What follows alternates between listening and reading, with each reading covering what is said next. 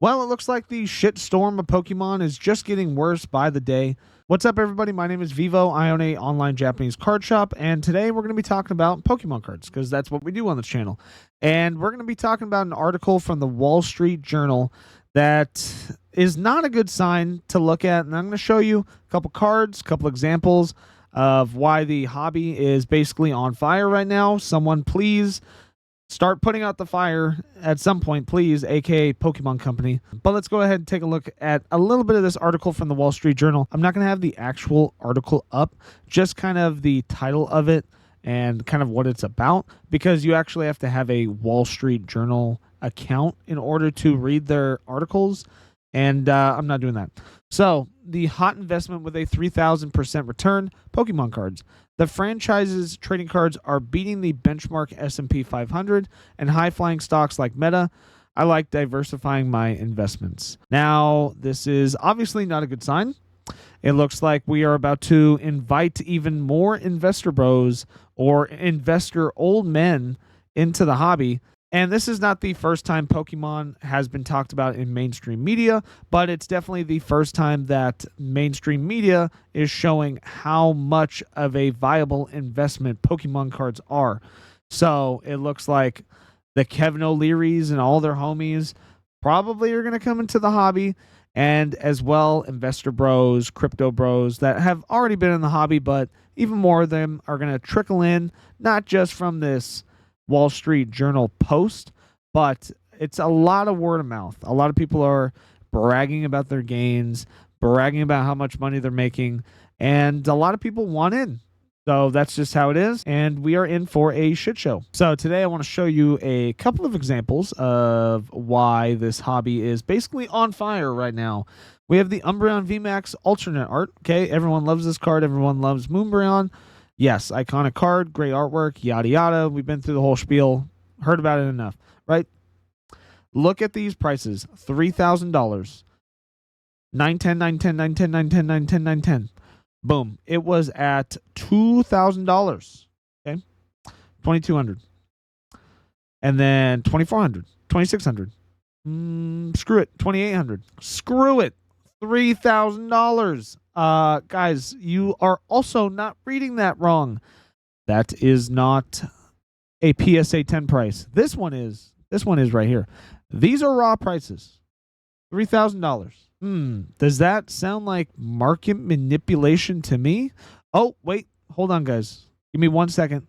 Before you go into the comment section saying that's not market manipulation, let me go ahead and show you eBay prices.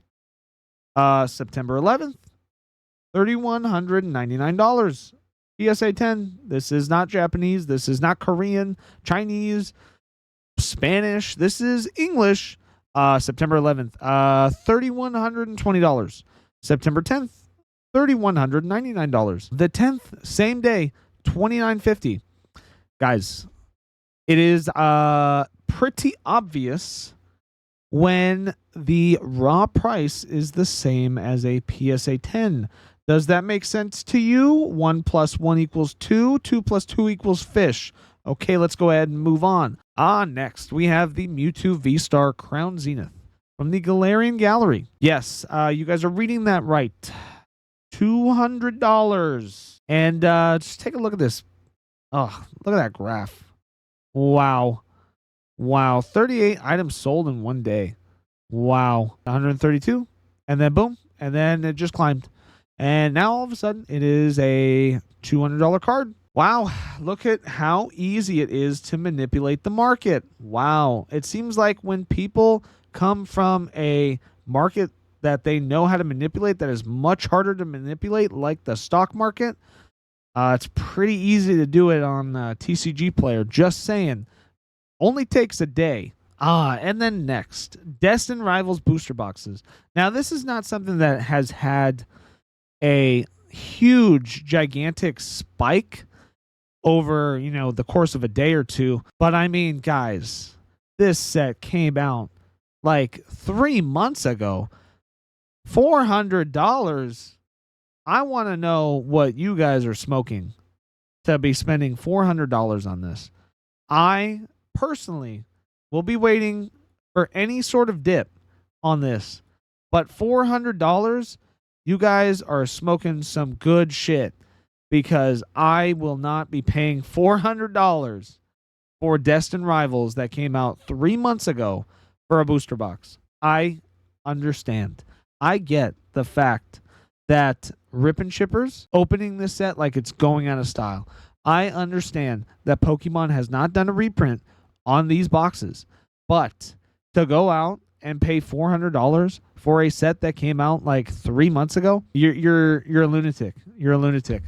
There's a lot of people that are probably going to get burned on this. Now, these examples that I'm showing you, I know I'm not showing you many, but if you look at any of your favorite modern cards right now, just take a look at a few of them. Take a look at a few, and you will see that these cards are being pumped. Singles are being pumped. Sealed product is being pumped.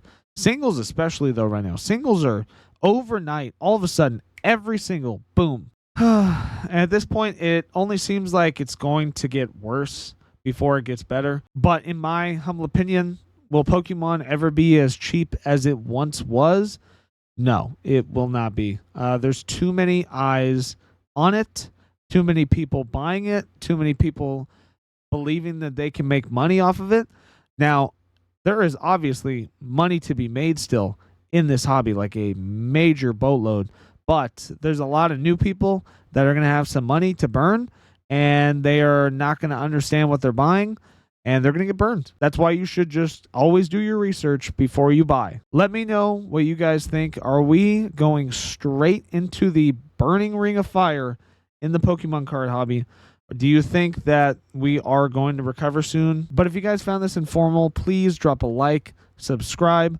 Also, as well, buy my stuff at vivotcg.com. I sell the best Japanese products, and I'll see you in the next one.